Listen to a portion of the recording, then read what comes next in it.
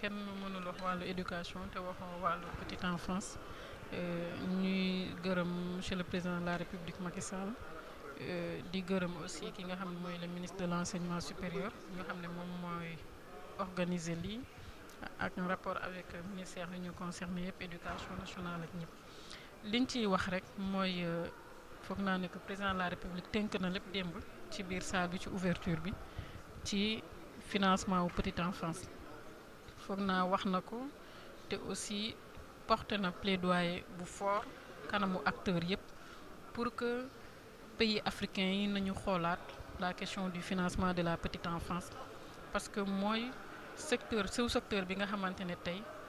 xëy na financement bi demeewul ni mu fa war a demee mooy dafa des donc loolu nag su ko waxee ñun dañ ciy am mbégte parce que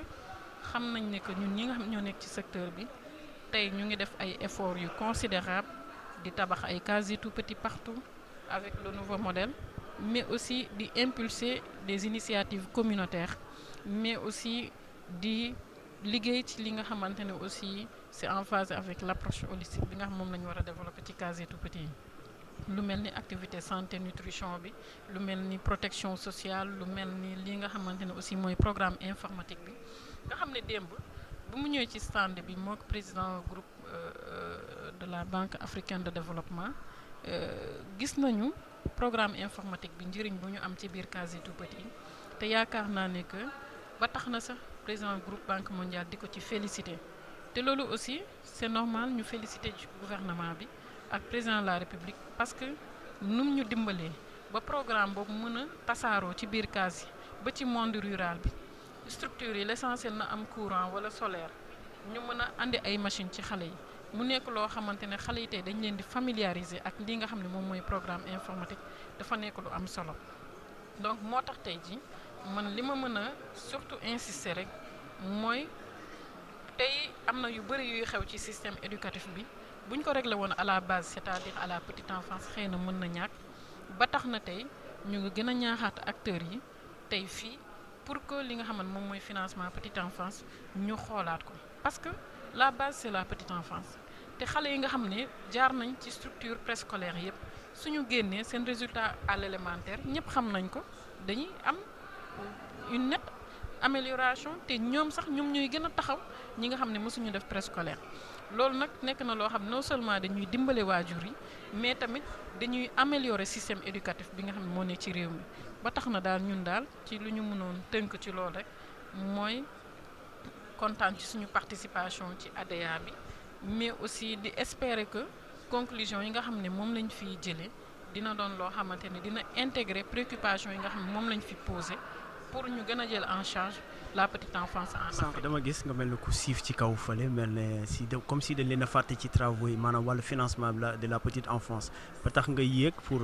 mel ne da nga leen di fàttali est-ce que loolu lan ngay expliquer loolu. siifuñu sax mais day résumer rek li ma doon wax léegi mooy dafa nekk sous secteur boo xamante ne dañ ko xaw a fàtte ci Afrique ba tax na fii sax boo yéegee bi pour ñu wax ci question bi nekkoon problème. comme man nag maa nga fa woon nekkal fii petite enfance moo tax siifuma sax ñu jox ma kàddu pour ma wax ak ñoom ci li nga xamante ne mooy ñun tamit lu ñu soxal su ma waxee waxal naa waa Sénégal waxal naa yeneen dëkk yi nga xam ne aussi nekkuñ fi ndax problème bi ñun ñëpp ñoo ko bokk te comme on parlait du financement de l'éducation je pense que bu ñuy wax financement aussi nañu intégrer cette partie bi nga xamante ne nekk na la partie la plus sensible mais aussi la couche la plus vulnérable te tey ñëpp xam nañ ne que lu waay investi ci petite enfance fi ci at yii di ñëw di nga gis résultat bi parce que par exemple su ma jëlee le cas du plan Sénégal émergent axe 2 dañ ne capital humain wax li nga xamante ne moom mooy protection sociale tey capital humain mooy lépp lu jëm ci ressources humaines yi dëkk bi war a am ak li nga xamante ne mooy protection sociale bi ni ñu leen mën a dimbali bu dee ay xale lañ ñu màgg am xam-xam mën a jëriñ réew mi bu dee ay mag lañ aussi nañ la ñuy gën a mën a renforcer leen ba ñu am ay capacité bu dee ñi nekk université aussi nañ la ñu gën a améliorer seen enseignement supérieur ba ëllëg ku ci nekk daal nga gis sa bopp ci mbir mi mais tamit surtout lii nga xam ne moom mooy lu ñuy tabax ci réew mi que muy ay tali muy ay aéroport muy ay leneen ak leneen ay nit ñoo koy téye ay nit ñoo koy entretenir ay nit ñoo koy tabax Donc d'où l'importance quand même de développer le capital humain au Sénégal et le président l'a compris moo tax sànq ma doon rappeler waat encore une fois acteurs yi la nécessité quand même d'insister sur la petite enfance parce que tey nag ñëpp xam nañ ne que xale moom moomeelu yàlla la te lu ci waaye def aussi di nga ko gis ci lu baax donc foofu tamit du ñu sonn daal vraiment di ñaaxaat askan wi mais di ñaax état yi pour ñu gën a jàppale ñi nga xam ne ñooy l'éducation préscolaire. Question d'actualité politique.